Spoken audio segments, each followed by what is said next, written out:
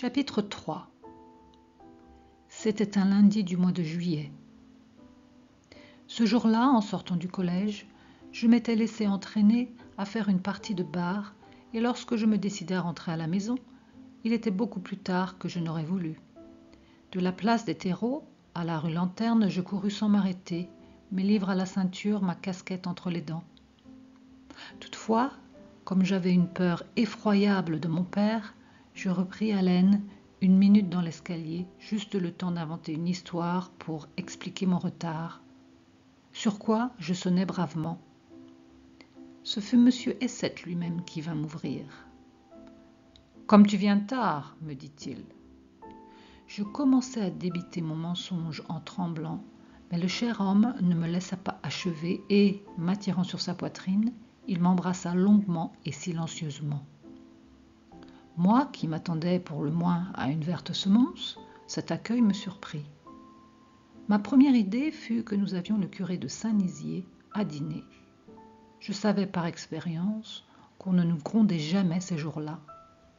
Mais en entrant dans la salle à manger, je vis tout de suite que je m'étais trompée.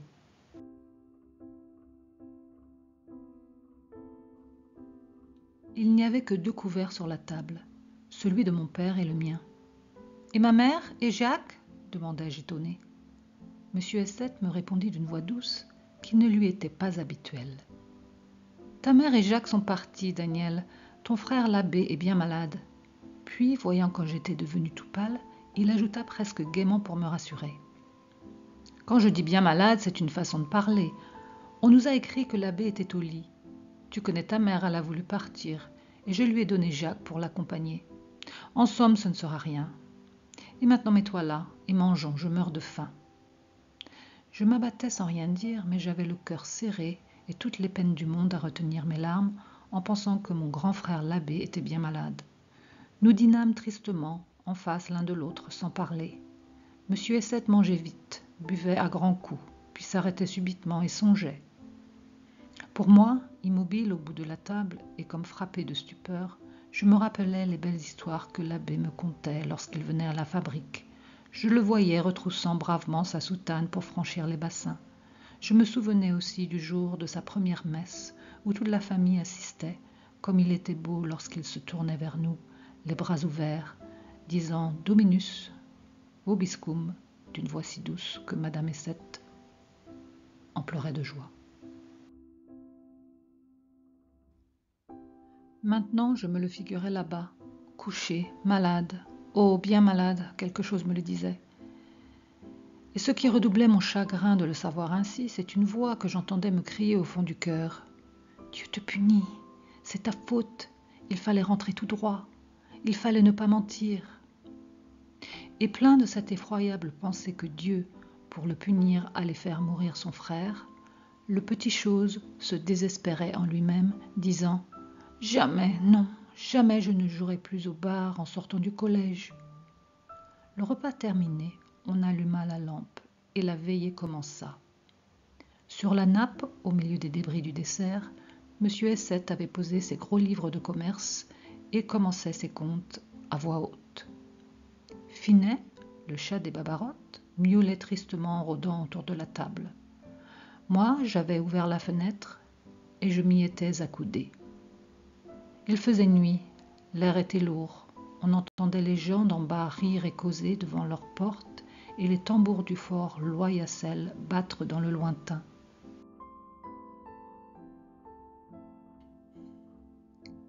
J'étais là depuis quelques instants, pensant à des choses tristes et regardant vaguement dans la nuit, quand un violent coup de sonnette m'arracha de ma croisée brusquement.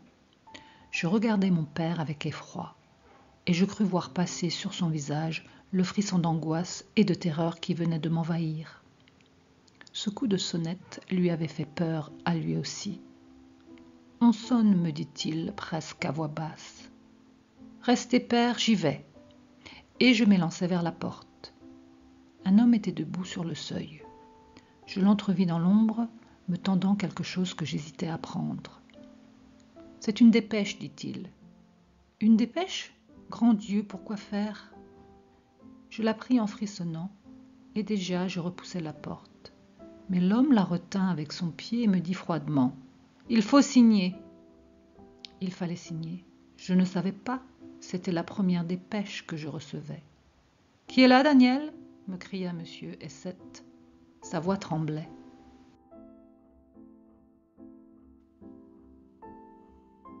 Je répondis « Rien, c'est un pauvre. » Et faisant signe à l'homme de m'attendre, je courus à ma chambre, je trempai ma plume dans l'encre à tâtons, puis je revins.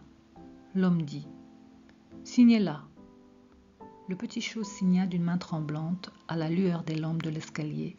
Ensuite, il ferma la porte et rentra, tenant la dépêche cachée sous sa blouse. Oh oui, je te tenais caché sous ma blouse, dépêche de malheur. Je ne voulais pas que M. Essette te vît, car d'avance je savais que tu venais nous annoncer quelque chose de terrible, et lorsque je t'ouvris, tu ne m'appris rien de nouveau. Entends-tu, dépêche ? Tu ne m'appris rien que mon cœur n'eût déjà deviné. C'était un pauvre, me dit mon père en me regardant. Je répondis sans rougir. C'était un pauvre. Et pour détourner les soupçons, je repris ma place à la croisée. J'y restai encore quelque temps, ne bougeant pas, ne parlant pas, serrant contre ma poitrine ce papier qui me brûlait.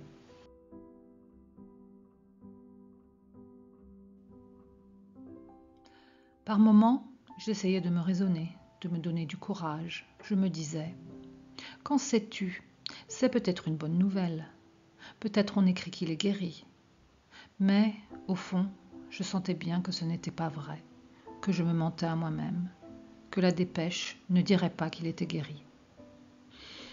Enfin, je me décidai à passer dans ma chambre pour savoir une bonne fois à quoi m'en tenir. Je sortis de la salle à manger, lentement, sans avoir l'air. Mais quand je fus dans ma chambre, avec quelle rapidité fiévreuse j'allumai la lampe. Et comme mes mains tremblaient en ouvrant cette dépêche de mort. Et de quelles larmes brûlantes je l'arrosai lorsque je l'eus ouverte. Je la relus 20 fois, espérant toujours m'être trompée. Mais, pauvre de moi, j'eus beau la lire et la relire, et la tourner dans tous les sens, je ne pus lui faire dire autre chose que ce qu'elle avait dit d'abord, ce que je savais bien qu'elle dirait. Il est mort, priez pour lui. Combien de temps je restai là, debout, pleurant devant cette dépêche ouverte, je l'ignore. Je me souviens seulement que mes yeux me cuisaient beaucoup, et qu'avant de sortir de ma chambre, je baignais mon visage longuement. Puis je rentrai dans la salle à manger, tenant dans ma petite main crispée la dépêche 3 fois maudite. Et maintenant, qu'allais-je faire ? Comment m'y prendre pour annoncer l'horrible nouvelle à mon père ? Et quel ridicule enfantillage m'avait poussé à la garder pour moi seule ? Un peu plus tôt, un peu plus tard, est-ce qu'il ne l'aurait pas su ? Quelle folie ! Au moins, si j'étais allée droit à lui, lorsque la dépêche était arrivée, nous l'aurions ouverte ensemble. À présent, tout serait dit. Or, tandis que je me parlais à moi-même, je m'approchai de la table et je vins m'asseoir à côté de M. Essette, juste à côté de lui. Le pauvre homme avait fermé ses livres et, de la barbe de sa plume, s'amusait à chatouiller le museau blanc de Finet. Cela me serrait le cœur qu'il s'amusât ainsi. Je voyais sa bonne figure, que la lampe éclairait à demi, s'animer et rire par moments. Et j'avais envie de lui dire « Oh non, ne riez pas, je vous en prie. »